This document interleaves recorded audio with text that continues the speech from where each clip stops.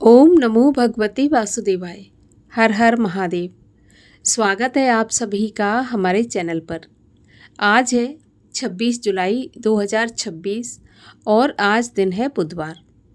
आज के इस वीडियो में आप सुनेंगे सावन मास के महात्म के अध्याय 27 और 28 की कथा।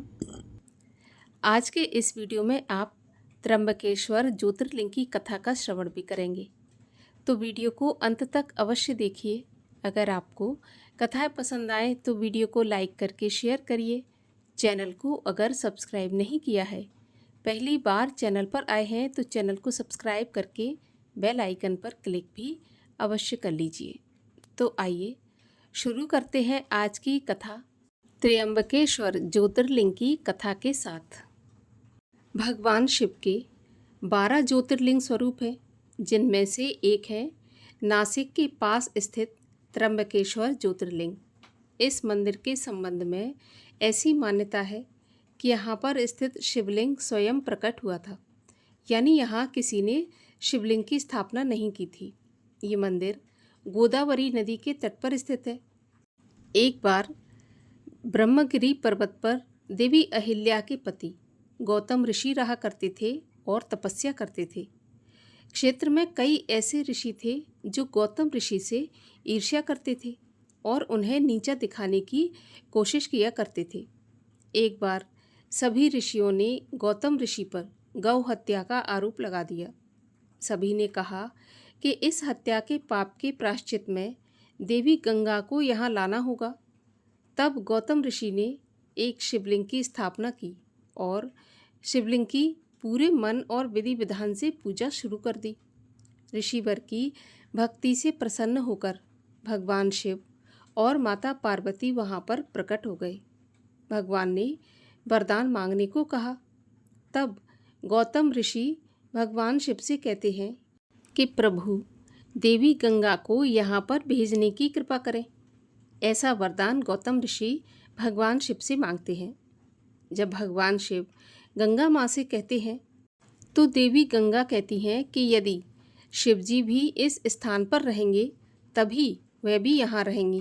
गंगा के ऐसा कहने पर भगवान शिव वहाँ पर त्र्यंबकेश्वर ज्योतिर्लिंग के रूप में निवास करने के लिए तैयार हो गए और गंगा नदी गौतमी के रूप में वहाँ पर बहने लगी। गौतमी नदी का एक नाम गोदावरी भी है।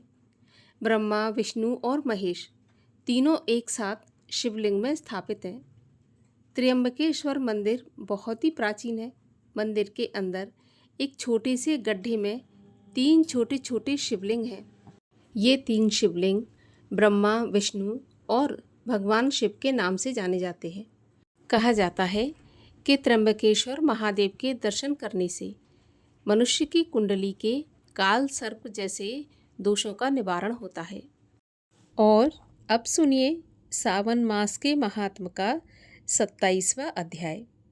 भगवान श्री सदाशिव बोले, हे सनत कुमार, अब मैं श्रावण मास में कर्क तथा सिंह संक्रांति में जो कुछ कार्य करना होते हैं वह भी तुम्हें बताऊंगा। कर्क संक्रांति से सिंह की संक्रांति तक सब नदियां रजस्वला हो जाती हैं। उस काल में उन नदियों में स्नान नहीं करना चाहिए। समुद्र में गिरने वाली नदियों में स्नान करने से कोई दोष नहीं होता।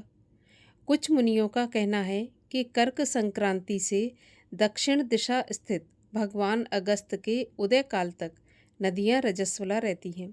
ग्रीष्म ऋतु में भूमि पर जो नदियां सूख जाती हैं वे अल्प जल वाली छोटी नदियां भी तब तक रजस्वला रहती हैं। अपने आप जिन नदियों की गति 8000 धनुष अर्थात 32 हाथ न हो, उन नदियों में वर्षा ऋतु में 10 दिन तक स्नान नहीं करना चाहिए। उन नदियों को नदी न कहकर गर्भ या गढ़ी कहना चाहिए। कर्क संक्रांति के आरंभ में बड़ी नदियां रजस्वला हो जाती हैं। जैसे स्त्रियां 3 दिन तक अपवित्र रहकर चौथे दिन पवित्र होती हैं, वैसे ही महानदियां भी 3 दिन तक अपवित्र रहकर चौथे दिन पवित्र होती हैं। अब मैं उन नदियों का वर्णन करूँगा, सो तुम ध्यानपूर्वक सुनो। गोदावरी, भागीरथी, तुंगभद्रा, बेणिका, तापी और पयोष्णी। ये 6 महानदियाँ विंध्य पर्वत के दक्षिण में बहती हैं। भागीरथी, नर्मदा, यमुना, सरस्वती, विशोका तथा वितस्ता, ये 6 महानदियाँ विंध्य पर्वत के ऊपर बहती हैं। 12 महानदियाँ देवऋषि क्षेत्र से प्रादुर्भूत हैं। देविका, कावेरी, वज्रा और कृष्णा, ये 4 नदियाँ कर्क संक्रांति हो जाने पर एक दिन रजस्वला होती हैं। कर्क संक्रांति से 3 दिन गौतमी नदी रजस्वला होती है।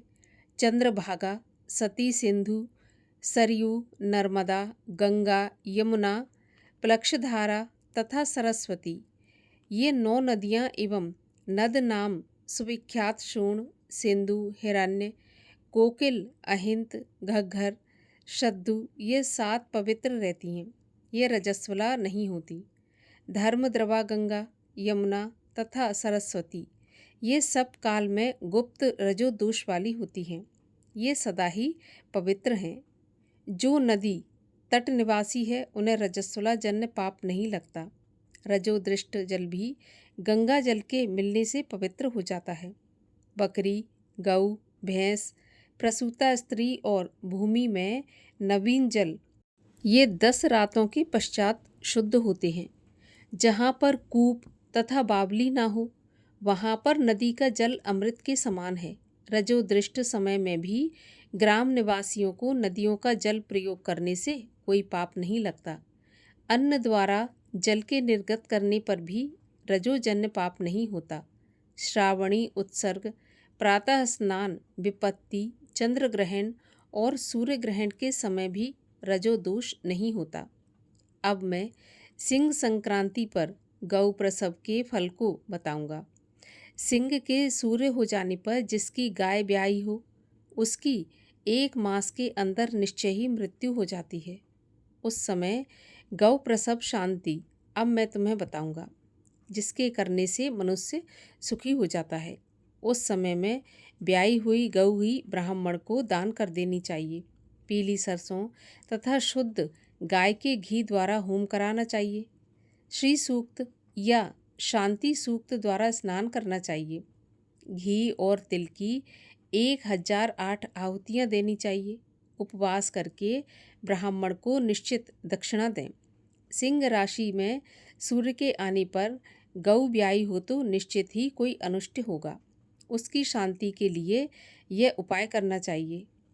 अस्यावाम इस सूक्त से तथा तदुष्णो इस मंत्र से तिल घी द्वारा 108 होम करने चाहिए तथा मृत्युंजय विधान द्वारा 10,000 हवन करना चाहिए। ऐसा करने से मनुष्य को किसी भी प्रकार का भय नहीं सताता। इसी प्रकार यदि श्रावण मास में घोड़ी ब्याई हो तो शांति करने से दोष मिट जाता है। अब मैं श्रावण मास में कर्क या सिंह की संक्रांति होने से शुभप्रद दान के संबंध में कहूँगा। कर्क के सूर्य में घी गाय का, सिंह संक्रांति में सोने व छाते का दान करना चाहिए। श्रावण मास में वस्त्र दान करने का बड़ा भारी फल होता है। सावन के महीने में भगवान श्रीधर की प्रीति के लिए साधक को घी, घृत कुंभ, घृत धेनु तथा फलों का दान करना चाहिए। मेरे संतोष के लिए इस महीने में अन्य दान भी करने चाहिए। अन्य महीनों की अपेक्षा इस महीने में किया गया दान अक्षय फल देने वाला होता है। मुझे इस महीने से अधिक प्रिय महीना और कोई नहीं है। मैं सावन मास के आने की प्रतीक्षा करता रहता हूँ। जो इस महीने में व्रत करेगा वह विशेष रूप से मेरी कृपा का पात्र होगा, क्योंकि ब्राह्मणों का राजा चंद्रमा और प्रत्यक्ष देवता सूर्य हैं। ये दोनों मेरे नेत्र हैं। अतः उसकी संक्रांति कर्क संज्ञा तथा सिंह संज्ञा हुई। इससे अधिक महात्म मैं क्या कह सकता हूँ। जो मनुष्य इस महीने में प्रातःकाल उठकर स्नान करता है उसे 12 महीनों के स्नान का फल प्राप्त हो जाता है, और जो मनुष्य सावन मास में प्रातःकाल उठकर स्नान नहीं करता उसके 12 महीनों में किए गए सभी काम व्यर्थ हो जाते हैं। मनुष्य को ये संकल्प करना चाहिए, हे महादेव, हे दया सिंधु, मैं श्रावण मास में संयत हो प्रातःकाल उठकर नहाऊंगा। हे प्रभु, आप मेरा ये कार्य निर्विघ्न पूरा कर दें। मनुष्य को चाहिए कि वह स्नान करे, शिव पूजा करे और सावन मास का महात्म तथा कथा भक्ति से पूरे महीने तक सुनता रहे। इस तरह साधक को पूरा महीना बिताना चाहिए। अन्य स्थानों पर कृष्ण आदि महीना बताया गया है, पर सावन महीना शुक्लादि अभीष्ट है। श्रावण मास का महात्म कौन वर्णन कर सकता है। इस सावन महीने के व्रत के प्रताप से 7 प्रकार की जो बंध्याएँ कही गई हैं, उनको भी पुत्र की प्राप्ति हो जाती है। विद्यार्थी को विद्या, बलार्थी को बल और रोगी को आरोग्य प्राप्त होता है। जो मनुष्य बंधन से बंधा हुआ हो वह बंधन से छूट जाता है। धनार्थी को इस व्रत से धन की प्राप्ति होती है और भार्यार्थी को स्त्री की प्राप्ति हो जाती है। हे तात, साधक जो जो इच्छा करता है उसकी ये सब इच्छाएं पूर्ण हो जाती हैं। अंत में वह मेरे लोक में आकर मेरे पास रहकर हर्ष प्राप्त करता है। वेद व्यास जी की पूजा भी मनुष्य को अच्छे कपड़ों तथा गहनों द्वारा करनी चाहिए। जिसने व्यास देव जी को प्रसन्न कर लिया, मानो उसने मुझे प्रसन्न कर लिया। जो सावन मास का महात्म्य सुनकर भगवान श्री वेद व्यास का पूजन नहीं करता, यमराज उसके कान काट लेते हैं, जिससे कि वह बहरा हो जाता है। अतः मनुष्य को चाहिए कि सावन मास में श्री व्यास देव जी की पूजा भी अवश्य करें। जो भक्ति सहित इस सावन मास के महात्म्य को पढ़ता, सुनता या सुनाता है, उसको महान पुण्य की प्राप्ति होती है। यहाँ पर 27वें अध्याय की कथा समाप्त होती है। अब सुनिए 28वें अध्याय की कथा, जिसमें अगस्त अर्घ की विधि का वर्णन किया गया है। भगवान सदाशिव बोले, हे सनत कुमार, अब तुम्हें अगस्त अर्घ की विधि बताता हूँ। हे तात, इसके करने से मनुष्य अपनी सभी इच्छाओं को पूर्ण कर लेता है।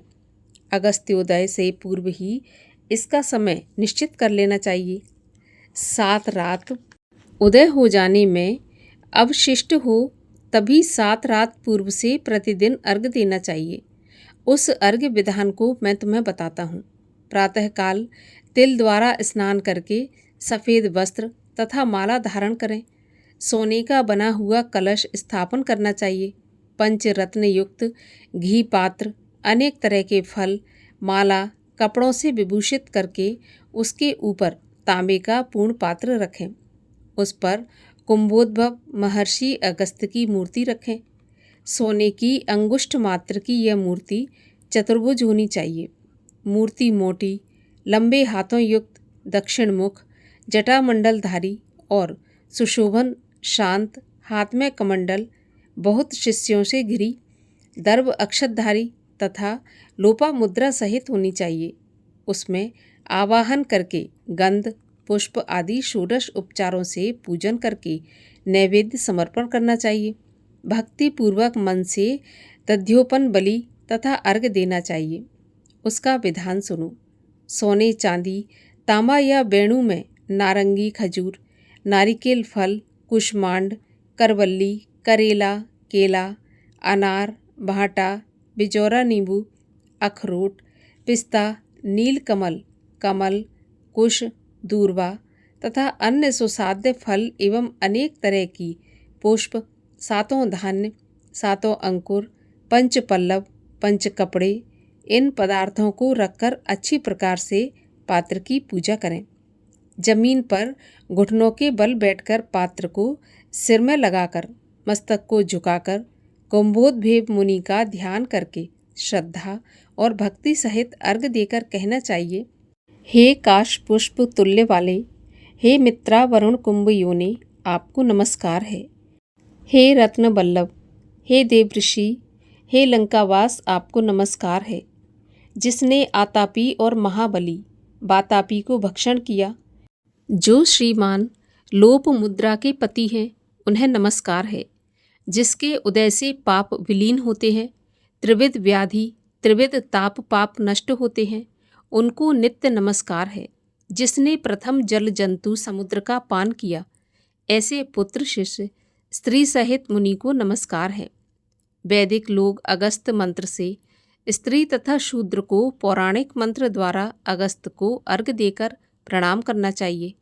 हे राजपुत्री, हे महाभागे, हे ऋषि पत्नी, हे वरानने, हे लोपामुद्रे, आपको नमस्कार है। मेरे इस अर्घ्य को आप स्वीकार करें। मंत्र से वेत्ता को घी द्वारा अर्घ्य मंत्र से 1008 या 108 आहुतियाँ देनी चाहिए। इस प्रकार होम करके विसर्जन करें। हे अचिंत चरित अगस्त, मैंने आपका यथाविधि पूजन किया है। इस संसार या परलोक कार्य की सिद्धि करके ही आप यहाँ से जाएं। इस प्रकार अगस्त का विसर्जन करके इस मूर्ति को ब्राह्मण को दे देना चाहिए। वेद वेदांग के ज्ञाता दरिद्र तथा कुटुंबी ब्राह्मण का अभिनंदन करना चाहिए। चित्त में यह भावना होनी चाहिए कि अगस्त मुनि इनको द्विज रूप से स्वीकार करें। इसे अगस्त ऋषि ग्रहण करते तथा देते हैं। दोनों के तारक अगस्त हैं, अतः अगस्त को नमस्कार है। दोनों मंत्रों से ब्राह्मण को दान करें। द्विज लोग वैदिक और शूद्र पौराणिक मंत्र पढ़ें। सोने की सींगों वाली, दूध वाली, सुशोभना, सफ़ेद वर्ण की खुरों वाली, तांबे की पीठ वाली, सुशोभना, सफ़ेद वर्ण की धेनु दान करना चाहिए। दोहन के लिए कांस्य पात्र, घंटा, वस्त्र युक्त भी दान दें। हे सनत कुमार, अगस्त्योदय के पहले 7वें दिन दक्षिणा सहित धेनु का दान करें। इस प्रकार निष्काम होकर 7 रात्रि अर्घ दान करने से जन्म जन्म का भय मिट जाता है। सकाम रूप हो आरोग्य समन्वित चक्रवर्ती होता है। ब्राह्मण 4 वेदों और 6 शास्त्रों का ज्ञाता हो जाता है। क्षत्रिय समुद्र तक भूमि प्राप्त कर लेता है। वैश्य को धन तथा गौधन की प्राप्ति होती है। शूद्र धन, आरोग्य और सत्य प्राप्त करता है। स्त्री को पुत्र, सौभाग्य और ऋषि युक्त घर की प्राप्ति होती है। हे तात, विधवा को बड़े पुण्य की प्राप्ति होती है।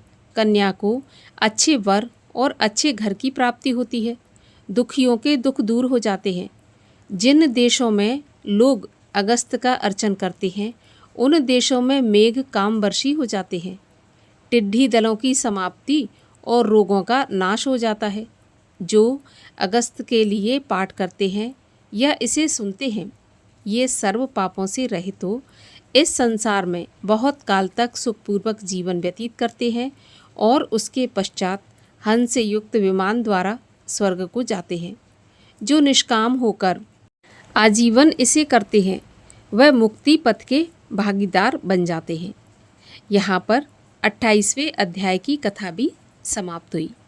अब सुनिए सीता माता के नित्यनेम की कथा। एक दिन श्री राम भगवान को किसी काम के लिए बाहर जाना पड़ गया तो सीता माता कहने लगी कि भगवान, मेरा तो 12 वर्ष का नित्य नियम है। अब आप बाहर जाएंगे तो मैं अपनी कहानी किसे सुनाऊंगी। तब श्री राम बोले कि तुम कुएं की पाल पर जाकर बैठ जाना और वहाँ जो औरतें पानी भरने आएंगी उन्हें अपनी कहानी सुना देना। अब तो माता सीता कुएं की पाल पर जाकर बैठ जाती हैं। तभी वहाँ पर एक स्त्री आई। उसने रेशम जरी की साड़ी पहन रखी थी और सोने का घड़ा ले रखा था। सीता माता उसे देखकर कहती हैं, बहन, मेरा 12 वर्ष का नित्यनेम सुन लो। लेकिन वह स्त्री बोली, मैं तुम्हारा नित्यनेम सुनूंगी तो मुझे घर जाने में देर हो जाएगी और मेरी सास मुझसे लड़ेगी। ऐसा कहकर उसने कहानी नहीं सुनी और घर चली गई। घर जाते ही उसकी रेशम जरी की साड़ी फट गई और सोने का घड़ा मिट्टी के घड़े में बदल गया। जब सास ने देखा तो पूछा कि ये किसका दोष अपने सिर पर लेकर आई है। तो बहू कहने लगी कि माँ जी, कुएं पर एक औरत बैठी थी। उसने कहानी सुनने के लिए कहा, लेकिन मैंने कहानी नहीं सुनी, उसी का ये फल मिला है। बहू की बात सुनकर अगले दिन सास वही साड़ी और घड़ा लेकर कुएं की पाल पर गई।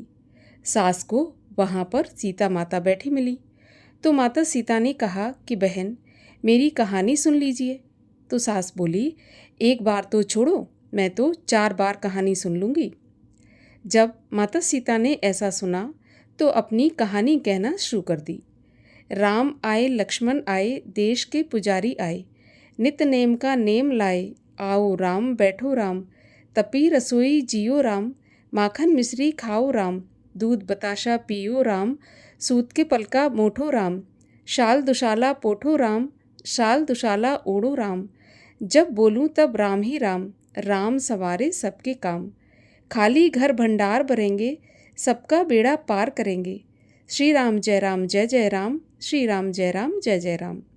सास बोली, बहन कहानी तो बहुत अच्छी लगी। कहानी सुनकर सास अपने घर चली गई। तभी उसकी साड़ी फिर से रेशम जरी की बन गई, मिट्टी का घड़ा फिर से सोने के घड़े में बदल गया। बहू कहने लगी, सासू माँ आपने ये सब कैसे किया? तब सास ने कहा, बहू तू दोष लगाकर आई थी और मैं अब दोष उतार कर आ रही हूँ। तो बहू ने फिर पूछा कि वह कुएं वाली स्त्री कौन है? तब सास बोली, वे सीता माता थीं। वे पुराने से नया कर देती हैं, खाली घर में भंडार भर देती हैं, लक्ष्मी जी का वास घर में करा देती हैं, इंसान की जो भी इच्छा हो उसे पूरा कर देती हैं। बहू बोली कि ऐसी कहानी मुझे भी सुना दो। तो सास कहने लगी, ठीक है तुम भी कहानी सुन लो। और सास ने कहानी कहनी शुरू कर दी। राम आए लक्ष्मण आए देश के पुजारी आए, नित नेम का नेम लाए, आओ राम बैठो राम, तपी रसोई जियो राम, माखन मिश्री खाओ राम, दूध बताशा पियो राम, सूत के पलका मोठो राम, शाल दुशाला पोठो राम, शाल दुशाला ओढ़ो राम, जब बोलूं जब राम ही राम, राम सवारे सबके काम, खाली घर भंडार भरेंगे, सबका बेड़ा पार करेंगे, श्री राम जय जय राम। कहानी सुनकर बहू बोली, माँ जी कहानी तो बहुत अच्छी है। तब सास ने कहा, तो ठीक है इस कहानी को हम रोज कहा करेंगे। अब तो सास बहू रोज सवेरे उठती, नहाती धोती और पूजा करने के बाद नितनेम की सीता माता की कहानी कहती। एक दिन उनके वहाँ एक पड़ोस की औरत आई और बोली, बहन जरा सी आँच देना। तो वह बोली कि आँच तो अभी हमने जलाई नहीं। तो पड़ोसन कहने लगी, तो फिर तुम सुबह 4 बजे से उठकर क्या कर रही हो? फिर उन्होंने कहा कि सुबह उठकर हम पूजा करते हैं, फिर सीता माता की नितनेम की कहानी कहते हैं। तब पड़ोसन बोली कि सीता माता की नितनेम की कहानी कौन सी है और इसके कहने से तुम्हें क्या फल मिला? तो वे बोली, इनकी कहानी कहने से घर में भंडार भर जाते हैं, सारे काम सिद्ध होते हैं, मन की इच्छा भी पूरी होती है। पड़ोसन बोली कि बहन ऐसी कहानी मुझे भी सुना दो। फिर वह बोली कि ठीक है तुम भी ये कहानी सुन लो। और ऐसा कहकर उसने कहानी कहनी शुरू कर दी। राम आए लक्ष्मण आए देश के पुजारी आए, नित नेम का नेम लाए, आओ राम बैठो राम। इस प्रकार से सारी कहानी पड़ोसन को सुना दी। सारी कहानी सुनने के बाद पड़ोसन कहने लगी, बहन कहानी तो मुझे बहुत अच्छी लगी। अब तो वह पड़ोसन भी नितनेम सीता माता की कहानी कहने लगी। कहानी कहने से सीता माता ने पड़ोसन के भी भंडार भर दिए। अब तो पूरे मोहल्ले में नितनेम की कथा चल पड़ी। हर किसी की मनोकामना पूरी होने लगी। हे माता सीता, जैसे आपने उनके भंडार भरे वैसे ही आप हमारे भी भंडार भरना। जो ये कहानी सुने, कहे और हुंकारा भरे, उनके भी घर के भंडार सदा भरे रखना। बोलिए सीता माता की जय।